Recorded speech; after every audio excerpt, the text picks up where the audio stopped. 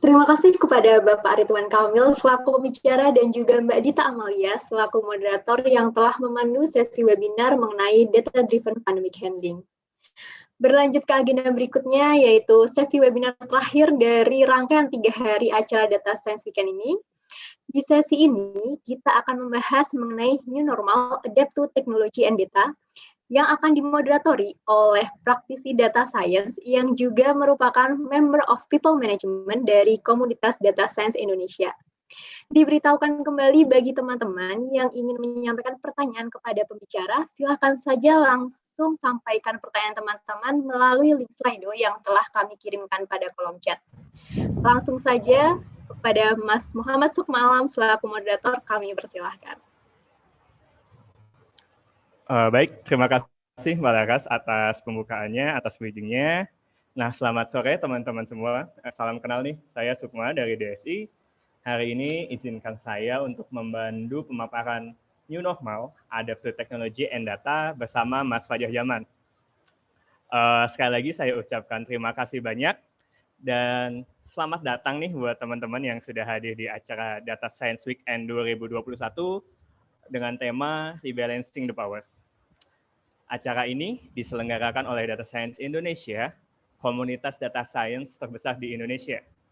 Di sini harapannya kita bisa berdiskusi, bisa berbincang-bincang bersama, membuka wawasan baru, membuka perspektif baru mengenai data dan kebermanfaatannya.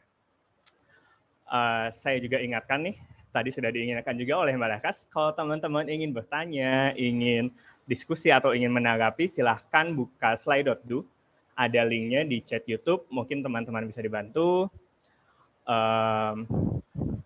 Lalu kami ucapkan terima kasih juga kepada Microsoft, Esri, Data Academy, Jabar Digital Service, dan IKRA yang telah mensponsori acara hari ini. Lalu ada media partner kami, Deep Tech dan Lokadata, serta community partner AI for Impact, Vmagic, Jakarta Machine Learning, Arlaidis, Deep Tech, dan Data Science Center Universitas Indonesia. Selain itu, kami juga mengucapkan terima kasih kepada para pengisi acara serta pihak-pihak pendukung nih yang telah membantu berlangsungnya acara DSW ini. Nah, sudah bergabung bersama kita semua, ada Mas Fajar Zaman. Beliau merupakan founder dari Data Science Indonesia sekaligus CEO dari IKRA. Apa kabarnya Mas Fajar? Halo Sukma, apa kabar? Halo, baik, alhamdulillah. Masih segar nih Mas Fajar. Udah hari terakhir, udah acara terakhir, masih semangat. Meskipun di penghujung acara ya, ini berat nih. Iya, mantap Mas Fajar. Alhamdulillah nih Mas Fajar udah bergabung bersama kami dan sepertinya sudah tidak sabar dan semangat nih untuk memaparkan topik New Normal, Adapt to Technology and Data. Mungkin saya langsung persilahkan saja Mas Fajar untuk share screen dan memaparkan materinya. Persilahkan Mas Fajar. Terima kasih. Oke, terima kasih. Halo teman-teman semua, jumpa lagi bersama saya. Saya akan paparkan terkait adaptasi ya, lebih ke keywordnya itu. Mungkin start dari slide yang mungkin bisa di share screen dari operator. Oke, saya mungkin boleh next dari pengenalan diri dulu ya, karena bisa dibilang saya orang lama tapi mungkin kelamaan, jadi saya ulang kenalan lagi nih. Jadi tadi disebutkan, dikenalkan saya CEO dari IKRA dan juga founder dari Data Science Indonesia. 2015 kita bikin komunitas ini dan 2016 kita bikin Data Science Weekend pertama ya sama teman-teman yang juga masih ada di sini ya. Dan sekarang udah ketiga dan saya lihat secara konteks narasi dan antusiasme energinya masih ada, malah makin meningkat ya. Thank you teman-teman Data Science Weekend. Sekilas mungkin apa yang pernah saya kerjakan, apa yang pernah saya pelajari akan saya sharing di sini. Dan kalau lihat dari profilnya, teman-teman mungkin lihat ya, previous experience saya kebanyakan di data ya. Maka ini saya nyambung sama narasi atau topik yang kemarin dibahas tuh echo chamber. Jadi saya mungkin udah lumayan udah lumayan bosan gitu ya di data. Akhirnya saya lagi nyari nih mainan baru di beberapa area gitu ya. Contohnya saya juga tergabung di Pokja di Kemenhan, Kementerian Pertahanan, meskipun agak nggak nyambung, tapi ada kaitannya, ya, ada kaitan nanti, dan juga aktif di Pokja di Pusat Inovasi Kecerdasan Artifisial, BPPT. Oke, boleh next mungkin. Temanya DSW kali ini menarik dan nanti akan saya perdalam maksud dari rebalancing the power. Ya. Jadi rebalancing ini juga karena adanya pandemi 2020, impact ke ekonomi dan juga ke lapisan masyarakat secara umum, ya. Dan seharusnya kita bisa find it out, ya, apa yang harusnya dari sisi data dan juga teknologi kita bisa adaptasi. Oke, boleh next. Boleh next. Di sini saya mau ngeliatin satu peta, ya, yang di berita lagi rame nih sebenarnya, ya. Kalau teman-teman sering dengar berita dalam 1, 2, 3 hari terakhir, beritanya tentang adanya kemacetan di global supply chain, ya, di global supply chain, di mana vessel-vessel itu, ya, yang membawa berbagai macam komoditas, membawa berbagai macam barang-barang yang kita suka belanja mungkin dari berbagai macam negara, ternyata macet, ya. Biasanya kalau kita start dari masalah, kita akan coba find out Paretonya ini biasanya, ya. Tapi ketika kita dapat Paretonya, disitulah mungkin kita nemu problem yang ekstrim, ya. Pareto dalam hal ini kita punya interpretasi biasanya 20% aktivitas, 20% aktivitas itu menyumbang 80% masalah biasanya. Nah, ini yang terjadi, ya. Boleh next. Jadi ketika kita udah dapat Paretonya, disitulah kita nemu titik ekstrimnya. Di sini mungkin akan konteksnya saya bawa ke rebalancing karena global supply chain itu terkena dampak sangat besar, ya. Sehari itu dampaknya 9 billion USD per day keterlambatan, cost keterlambatan. Itu kira-kira 9 unicorn per hari, ya. Di mana satu unicorn itu value-nya 1 billion, ini 9 billion per USD per day, ya. Apa yang mungkin dampaknya? Boleh next. Jadi Pareto dari global supply chain ini adalah di titik-titik tertentu itu ada 3 titik paling strategis, ya, paling menentukan dari alur supply chain di dunia, ya. 1 di Panama, kedua di Suez, dan ketiga di Malaka, yaitu di perairan Indonesia, ya. Apa akibatnya kalau 3 titik ini bermasalah? Whole system bermasalah, ya. So Pareto problem, extreme problem, dunia pun akhirnya rebalance. Ketika dunia mencoba menaruh beberapa titik ekstrim untuk rely on sebuah supply chain, ketika itu macet, semua jadi macet, ya. Dan pendekatan yang baru, boleh klik. Pendekatan baru sekarang, global supply chain langsung mencoba redraw the map, ya, rebalancing the route, ya. Yang akhirnya mereka coba mapping resiko. Apa sih yang mungkin akan terjadi lagi, ya. Di sini saya coba ambil satu table yang saya lihat cukup menarik dari marinetraffic.com, ya. Jadi ini adalah satu penyedia data global supply chain per vessel yang bisa kita consume, ya, yang bisa kita tarik dan analisis, ya. Jadi dari sini global supply chain mencoba rebalancing. Yang tadi mereka recertain bahwa 3 kanal ini akan stabil, akhirnya jadi uncertain. Akhirnya mereka coba rebalancing certainty lagi, gitu, dengan pendekatan data, ya. Jadi di sinilah mereka mulai melek nih. Mereka mulai catching up dengan teknologi dan data untuk bisa rebalancing the route, ya. Kemudian kita bertanya, apakah sesimpel ketika ada satu titik ekstrim, ya udah kita coba redistribusi saja. Oke, boleh next. Jadi pertanyaan berikutnya adalah, apakah cukup kalau kita cukup redistribusi, ya? Artinya yang tadinya ekstrim kita sebar aja di beberapa titik, misalkan. Ternyata ini juga menjadi masalah ketika kita bahas konteksnya dengan COVID-19.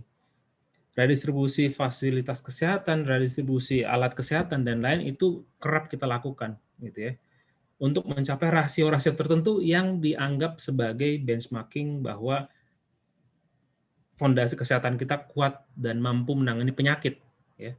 Tapi itu juga bermasalah ketika rasio atau benchmarking tersebut juga menjadi tidak relevan sekarang, ya.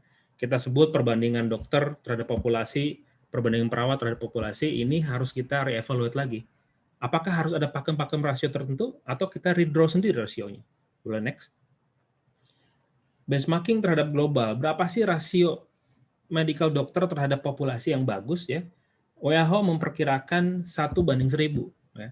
Tapi kalau kita lihat di seluruh negara, ternyata Italia adalah negara yang memiliki rasio yang salah satu paling tinggi ya, 80/10.000 populasi. Tapi tetap saja tidak bisa menghandle pandemi pada saat anomali terjadi, gitu ya. Jadi ketika kita bilang, oh kita harus mencapai rasio tertentu untuk bisa memiliki fondasi kesehatan yang sehat, belum tentu. Ya. Ada titik ekstrim, kita redistribusi, setelah redistribusi untuk mencapai rasio tertentu, ternyata irrelevan juga. Oke. Mungkin apa yang perlu kita lakukan? Boleh next. So, satu hal yang mungkin saya lihat perlu dilakukan untuk rebalancing the power adalah redraw. Ya, redraw, re-challenge, banyak hal. Saya melihat banyak diskusi di 2 hari terakhir bagaimana kita harus bisa experiment and learning, ya. Bagaimana kita bisa harus terus adaptif terhadap perubahan bisnis, ya. So redraw the map adalah salah satu solusinya. Nah, siapa yang redraw? Biasanya kita juga merely terhadap orang-orang yang kita juga paretokan, ya. Artinya gini, kita seringkali berharap oke, nanti ada anggaplah Ratu Adil gitu ya yang akan men-solve banyak hal, gitu ya. Yang akan bisa mampu meredraw.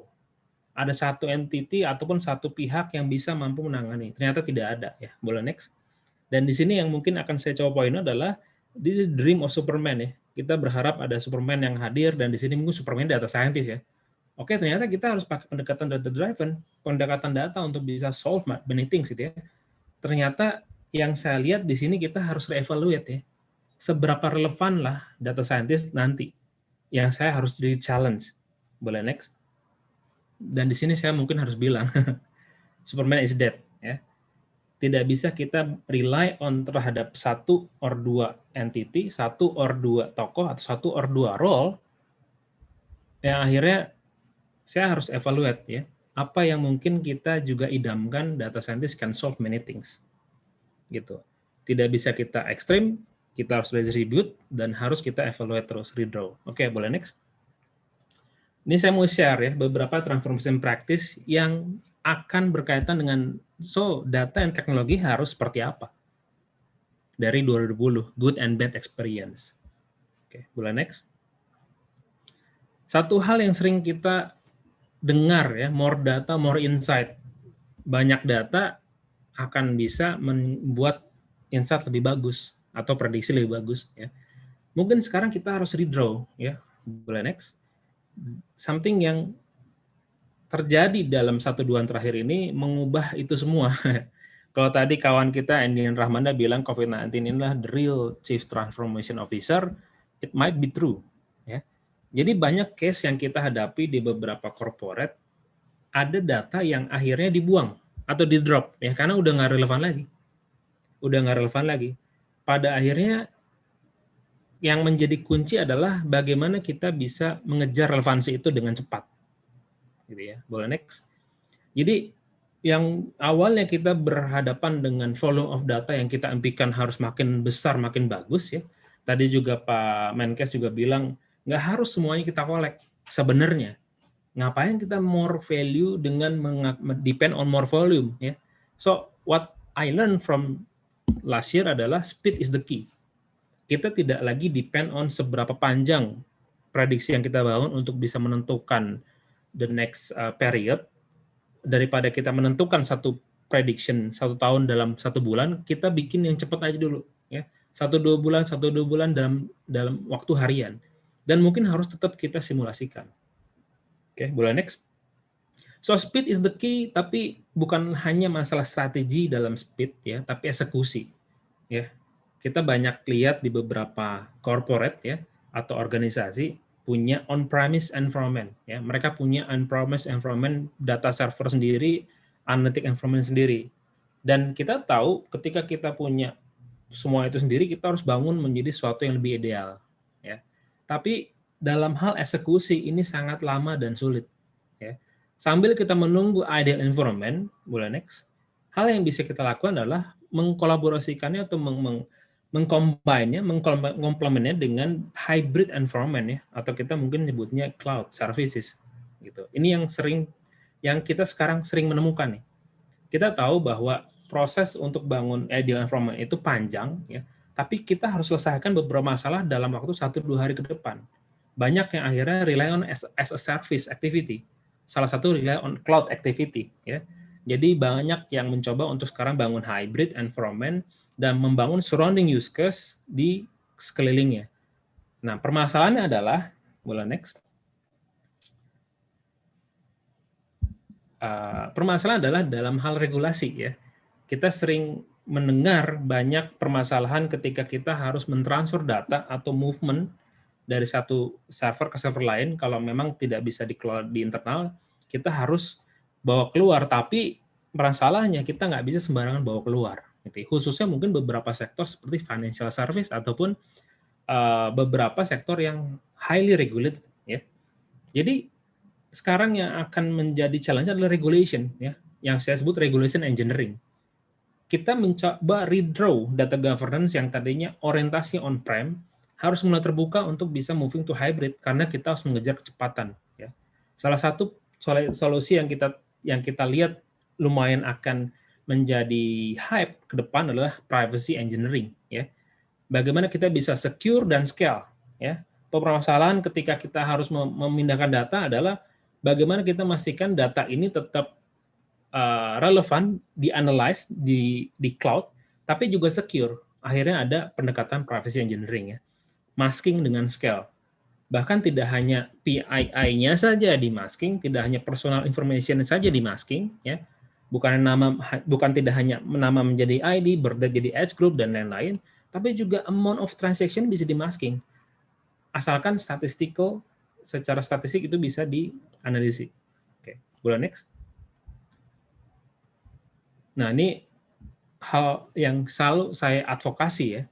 Bagaimana mengubah budaya data hunting, ya. Seperti halnya kita memulai sebuah peradaban, ya.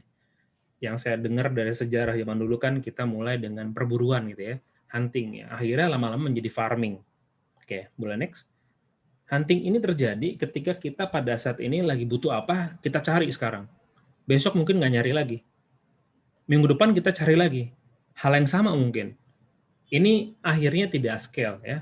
Banyak case yang kita rely dulu sosial media data, tapi ternyata ada beberapa pintu-pintu data yang ditutup sekarang. Facebook mungkin sudah ditutup, Google Developer Access juga sudah beberapa ditutup, tidak semuanya, gitu ya. Jadi semakin sulit karena dependensi datanya terhadap ada di pihak lain. Oke, next. Nah, yang saya mau coba advokasi adalah kita mulai farming, ya. Data hunting is not stable, ya, dan tidak scale juga. Dan kita tidak perlu hunting all data. Kita coba building stable dan sustainable pipeline, ya. Instead of kita ngakukan sendiri, why don't we partnership? Ya, tadi katakanlah disebutkan Pak BGS dan juga Pak RK bagaimana kita partnership dengan pihak-pihak lain yang memang pemilik data tersebut, ya. Jadi ibaratnya daripada kita scrapping yang sekarang mungkin berjalan 2 minggu lagi mungkin down, gitu ya. Mendingnya kita bikin partnership yang stable sehingga data pipeline kita juga stable. Oke, boleh next. Nah, ini terkait bagaimana data partnership mungkin bisa dilakukan, ya. Yang terjadi di COVID-19 juga tahun 2020 banyak universitas yang mencoba membantu untuk menganalisa data healthcare. Ternyata mereka sadar bahwa sistem healthcare itu sangatlah silo, gitu ya. Boleh next. Nah, ini yang saya mau coba kemukakan bagaimana ternyata kalau misalkan antar rumah sakit itu bisa saling terintegrasi, ya. Jadi antar rumah sakit memiliki data diagnosis pasien dan treatment-nya yang sebenarnya kita bisa bikin menjadi unify user ataupun menjadi integrated journey, gitu ya. Dan kita bisa mapping ketika ada temuan penyakit baru di kota lain, itu bisa langsung teridentifikasi secara sistem. Boleh next. Nah, ini sebenarnya salah satu konsep yang memang terjadi di negara lain, gitu ya, di Uni Eropa lebih banyaknya.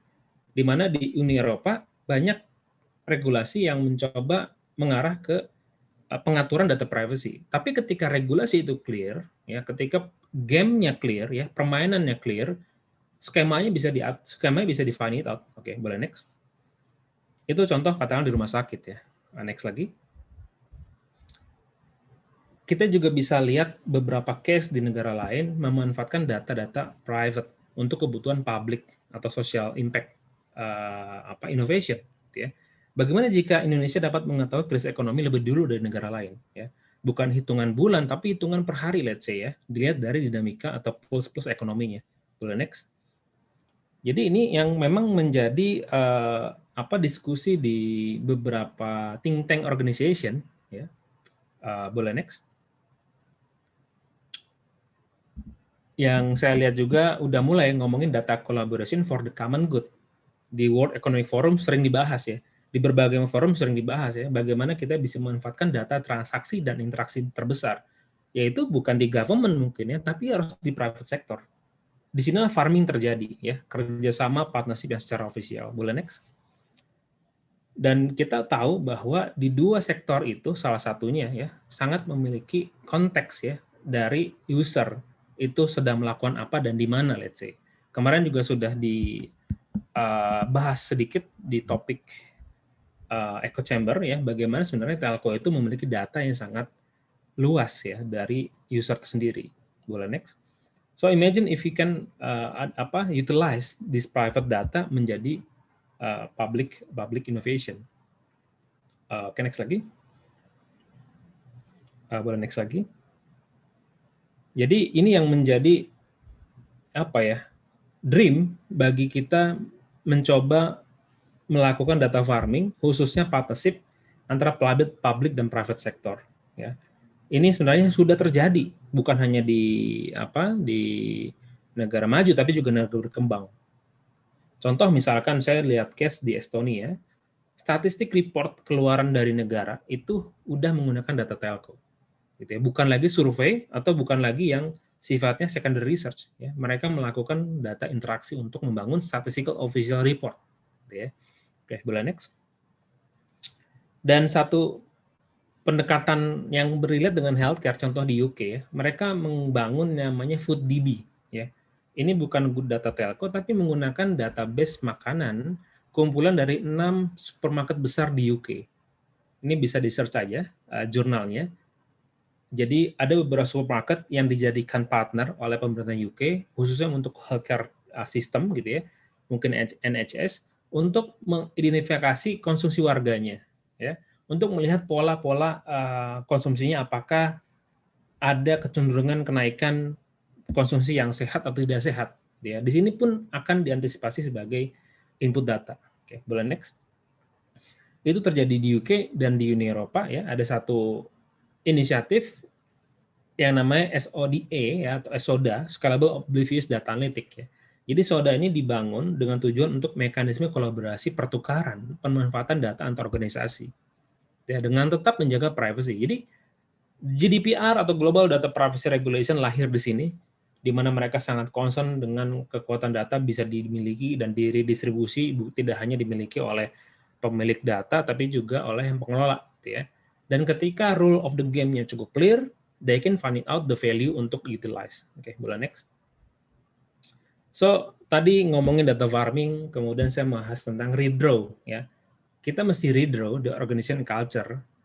Banyak sekali pembahasan di diskusi terakhir tentang culture. Ya.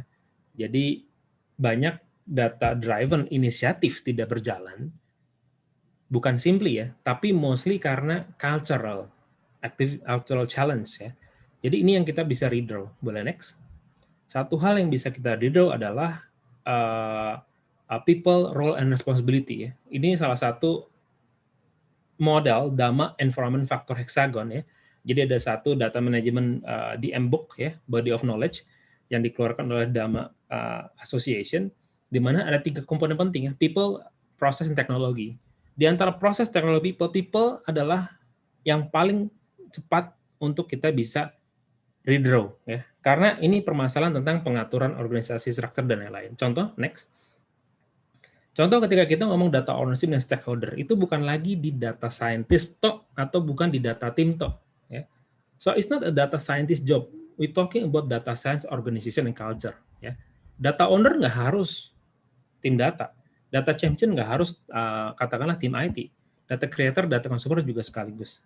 Jadi banyak case yang saya lihat kemarin diskusinya adalah bagaimana cara agar tim data dan tim user ini bisa saling collaboration, dijadikan satu unit di bawah satu leadership. Ya, ini contoh Contoh biar budaya itu bisa langsung di redraw. Oke, boleh next. Dan redraw the practice, ya. Saya juga sering memberikan satu metode yang namanya CRISDM, ya, Cross Industry for Professional Data Mining, ya. Bagaimana CRISDM digunakan di berbagai macam data science practice, ya, dimulai dari business understanding, data understanding, sampai ke evaluation dan juga deployment gitu ya. Tapi kita harus di-challenge terus the method ya. Apakah ini the best method untuk sekarang? Gitu ya. Apakah ini bisa flexible dan agility untuk kita bisa mengejar kecepatan, mengejar relevansi yang tadi yang saya bilang. Dan saya juga dari dari awal gitu ya, dari mulai saya berkarir, saya dididik untuk memiliki orientasi bagaimana membangun data warehousing yang ideal di sebuah enterprise ya. Itu pun kita harus re-challenge ya. Kalau tadi saya bawa di konteks bagaimana eksekusi on-premise yang ideal, itu mungkin butuh 1-5 tahun ya. Apakah kita harus menunggu waktu tersebut, atau kita bisa find it out in between untuk bisa dapetin use case yang cepat gitu ya. Oke, boleh next. Nah, ini yang satu poin yang saya akhirnya mengevaluasi juga ya. Re-challenge our framework ya. Ini satu statement yang sering dipakai ketika kita diminta untuk menjadi data driven. Di sini disebutkan adalah without data you're just another person with an opinion. Ya. Ini tidak 100% saya tinggalkan ya. Tapi ada adaptasi yang saya lakukan. Karena gini, saya banyak sekali menemukan praktisi data profesional ketika harus memulai research, kita harus punya hipotesis. Ya kan?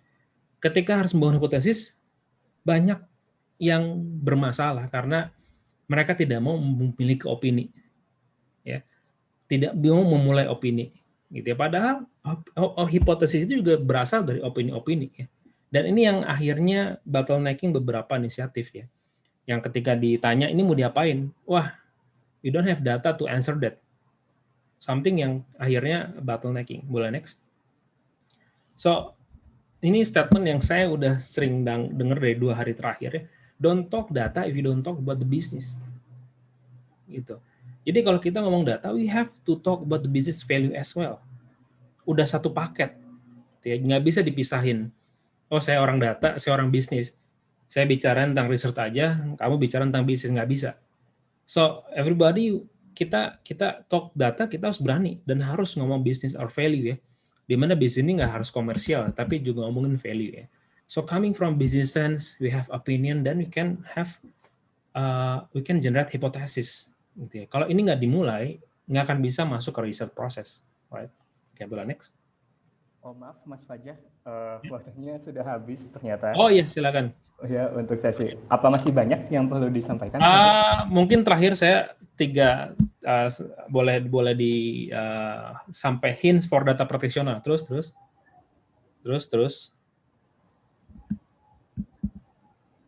Oke. Terus.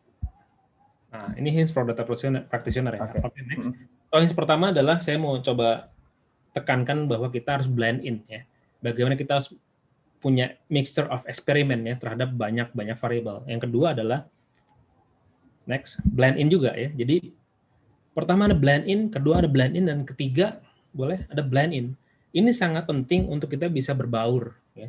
Jadi tidak membuat menjadi ini adalah komunitas eksklusif, tapi juga dengan inklusivitas malah kita bisa menjadi lebih unik gitu ya.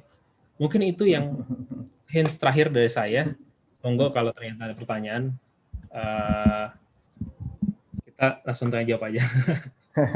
Terima kasih banyak Mas Fajar, menarik sekali ini bahasannya. Jadi acap kali kan kita, kalau saya pribadi sih, kalau belajar data science, belajar kalkulusnya, statistikanya, lalu pokoknya pingin pang jagonya lah kalau udah masalah XGBoost dan kawan-kawan, tapi kita lupa bahwa harusnya kita talk about the business-nya, sense-nya, opinion-nya seperti itu ya.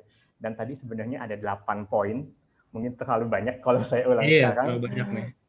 Mungkin kita nanti kita bikin sesi khusus lagi ya. Iya, mungkin DSW boleh nih bikin lagi. Oke, mungkin kita masuk ke Zack Snyder bikin lagi ya. Silahkan Mas Panitia, boleh di Oke, ini ada pertanyaan yang bagus nih dari Mas Yodanan. Apakah kolaborasi data antar entitas bisnis menjadi ancaman atau peluang terhadap perlindungan data?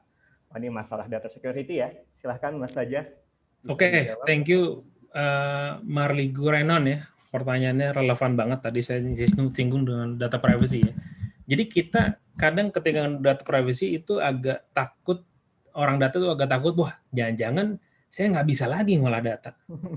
Jangan-jangan saya cuma dikasih data agregasi aja ya. Akhirnya apa fungsi gini? Kalau kita dibikin level orang data science biasanya kalau dikasih agregasi puyeng juga ya, gimana cara kita bangun modalnya terlalu sedikit mungkin datanya. Nah, satu yang saya pelajari dari beberapa negara, katakanlah di Uni Eropa gitu ya, start gara-gara GDPR ya, gara-gara Global Data Privacy Regulation, kan jelas ya undang-undang mengatur data privacy. Mengatur bukan berarti menghentikan data movement loh. Mengatur malah membuat transaksi movement data itu menjadi lebih scale. Karena rule of the game-nya jelas. Gitu. Jadi kalau misalkan kita ngelihat apakah menjadi ancaman, saya rasa ya kalau kita orang bisnis kan ketika ada ancaman pasti ada peluang ya. Bagaimana bisa find it out ya caranya. Contoh misalkan tadi akhirnya ada bisnis baru, data privacy engineering ya.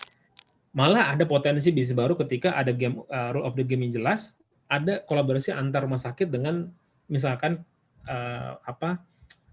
bisnis makanan misalkan gitu ya. Jadi kita bisa collapse untuk bisa kasih ke beberapa user di healthcare sehingga mereka bayar whatever subscription service gitu. Jadi sebenarnya malah peluang ya. Kacamata saya selalu melihat ketika ada ancaman selalu peluang. Tapi yang terjadi kalau di data privacy regulation nih bukannya malah jadi berhenti, malah mereka jadi scale ya. Karena aturannya jelas.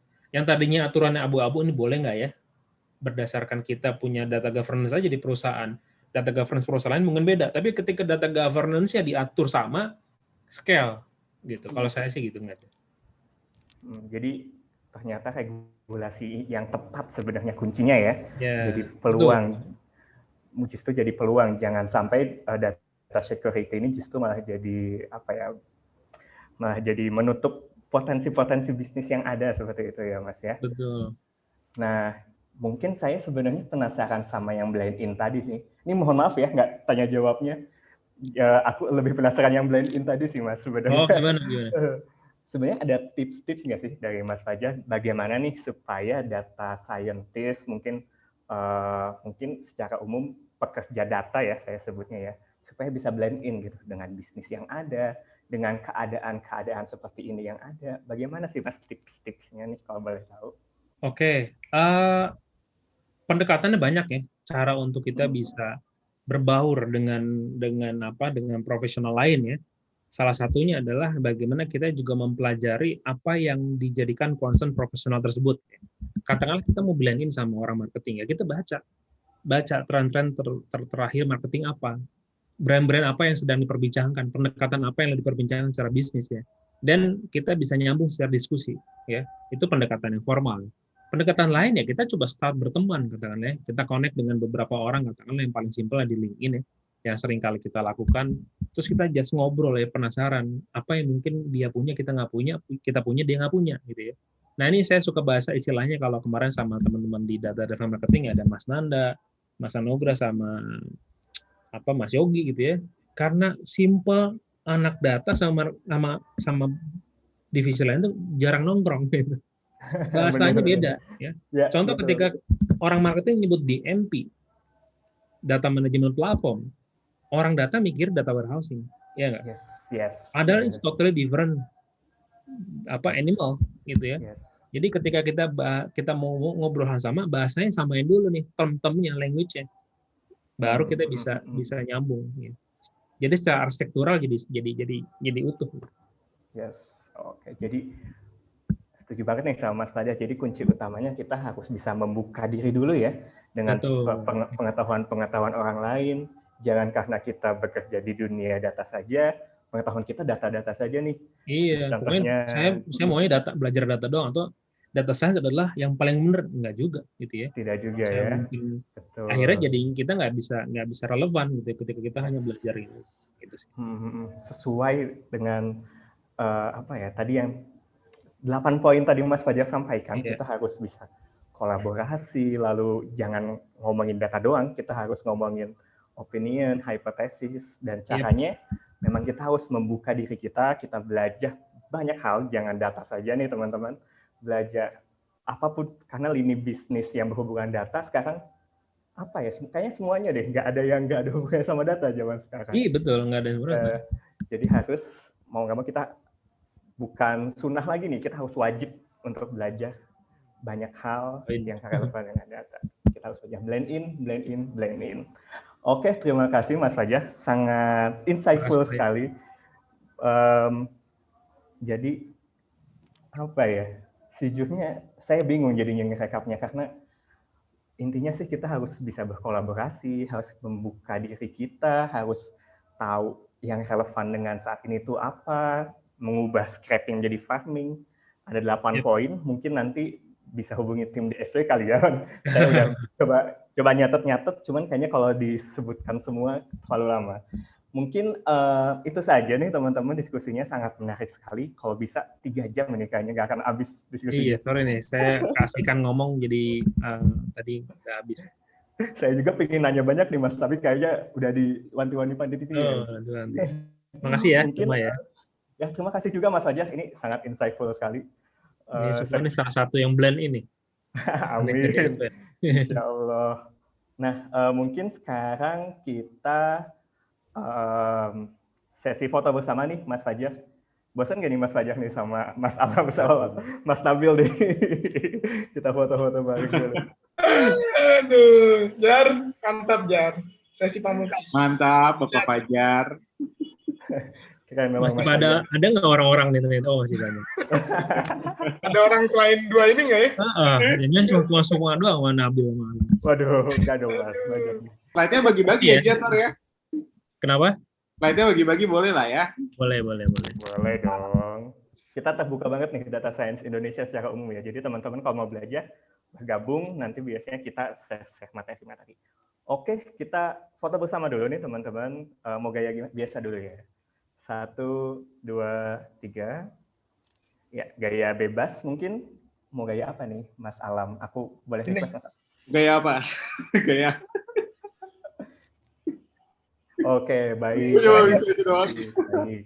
Oke, satu lagi foto bebas mungkin ya. Oh, gini ya. Oke, 1, 2, 3.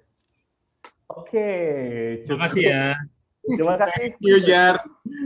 Thank you so much. Terima kasih ya. Ya, terima kasih banyak. Oke, nah teman-teman, tadi nih sesi terakhir, sesi pamungkas dari konsep, menarik sekali nih. Jadi kita terbuka nih wawasan kita soal data, jangan terperangkap dalam tempurung seperti itu ya. Teman-teman silahkan belajar yang banyak, boleh soal bisnis, marketing, atau mungkin perkebunan atau hal-hal lain yang ada hubungannya sama data. Jadi itu tadi, terima kasih Mas Fajar atas insight dan view barunya. Jadi Data Science Weekend 2021 ini sudah berjalan sampai sekarang 26 hingga 28 Maret 2021, diramaikan oleh lebih dari 30 expert di bidang bisnis, data, teknologi, riset, dan policy. Jangan lupa teman-teman silahkan follow Mas Aldo yang @Data Science Weekends dan DSI Data Science Indo untuk mendapatkan info, tips, dan program-program lain di DSI. Boleh juga share keseruan acara DSW ini dengan hashtag #rebalancing the power dan hashtag sebar semangat dari rumah. Saya Sukma, mohon undur diri. Mohon maaf jika ada salah kata dan perbuatan. Selamat sore, wassalamualaikum warahmatullahi wabarakatuh. Halo, teman-teman.